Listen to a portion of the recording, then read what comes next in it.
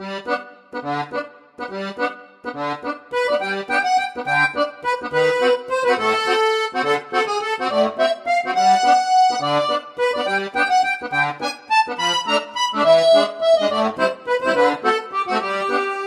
York, the city that never sleeps, the city that the rats think that they're cute like squirrels, so they play shamelessly out in public.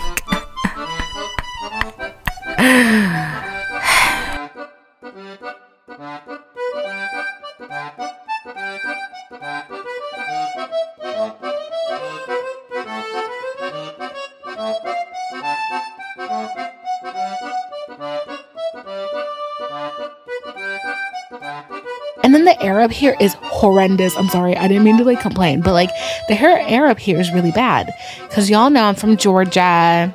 I live in the middle of nowhere. Like, we got horses and shit, and there's so many trees and stuff, and it's like, you know, it gets hot and it's muggy and it's gross outside. Because this is the week after the fires, and people were showing me pictures of like the sky, and I said to somebody, I said, oh, so it was like a tangerine, what did I say? A tangerine? Is a tangerine a yellow fruit? Yes. It was like a tangerine starburst exploded. And he goes, no, it was like a Cheeto bag exploded. And I was like, that's disgusting. That's disgusting. I feel like I can taste the remnants of the Cheeto air and the thickness of it. So it's not really pleasant for me right now.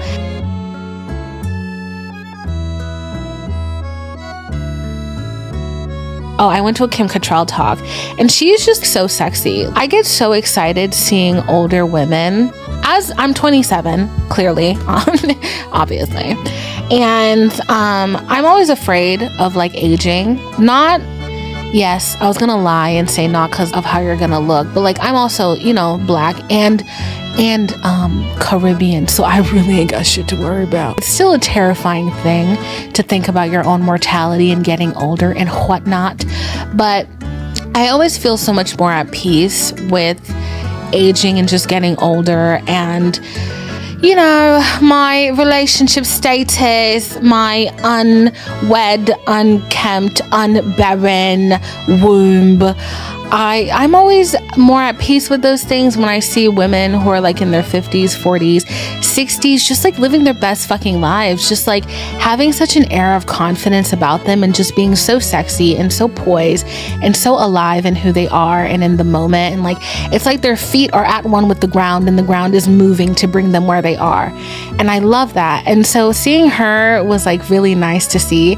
And you know what? Seeing her, I blame everybody else on the Sex and the City crew and cast. It's y'all. Yes, she is the common denominator, but you bitches is lying, and I'ma stick by my girl each and every time.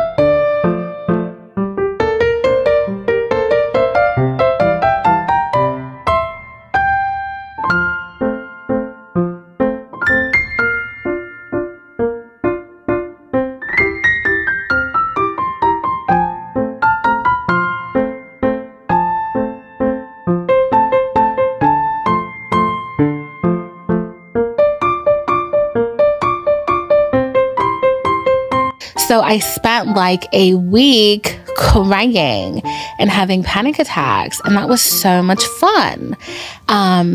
Yeah, I had a panic attack every day because it's just very scary to have to depend on yourself. But I think that's also where, you know, being a faithful person and having a big ego dick comes in, because man, you can't tell me shit about myself. And like, I can have all of my doubts in the world, but the minute they come out of somebody else's mouth, I'm like, how dare you?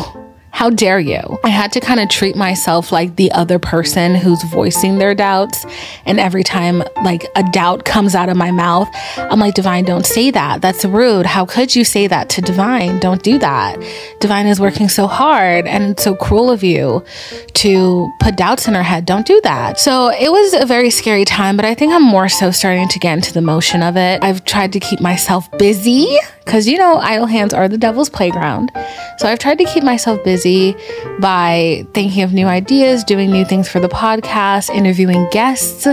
And I'm so excited about that because it's been so interesting to see different people's points of views.